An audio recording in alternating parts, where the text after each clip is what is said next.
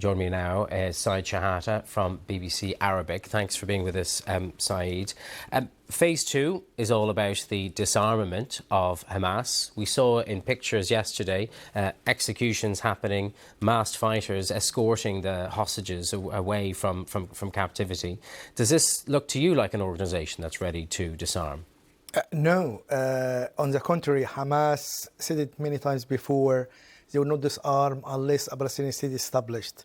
And there is no mention for a Palestinian state explicitly, only on one point in the 20-point plan of Mr. Trump, saying after redevelopment, Gaza and the Palestinian Authority going through a reform program.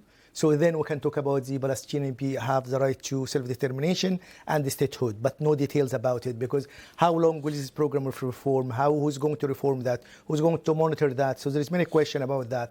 But not to talk about Palestinian state yesterday was meant to make the first phase go like successfully, and no criticism, because Israel again is a Palestinian state, and in the Arab countries also the receptive to start, not like to put all the demands in one package. So at least make a move and then you build on it. But to say, a Palestinian state is a condition, I think it will not move any further. So I think step by step, and still the negotiation of the second state started according to Mr. Trump, with technical teams, talk about how the disarming happened, will Hamas accept that, and what is the price for that. So there is many issues. What Hamas will win from that, because it is the strongest bargain chip with it to compromise and to have like its say in the future of Gaza, to have their weapons, because like now they release the hostages, remains will be released in the next few days when they locate them. So the hostage card is gone from Hamas now.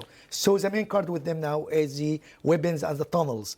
The Israeli pledged to destroy the tunnels, but no one knows where is the tunnels, because there is mysterious, over 2 years, Israel trying to destroy the tunnels, only a few of them. So the majority of them are still intact, and the majority of Hamas fighters are still there, because most of them were underground. So they are there, they are deployed to show they are there controlling security, because there is many gangs, and militia backed by Israel appeared in the last 2 years in order to be against Hamas. But Hamas, with all of its organized forces and the interior minister of Hamas, they are still there. So they're showing a strength in front of the world and in front even of Palestinian Authority, because Palestinian Authority against, or Mr. Abbas, the Palestinian president, against Hamas, and is for disarming Hamas. But Hamas, I think, is the main player. Who is going to put pressure on Hamas?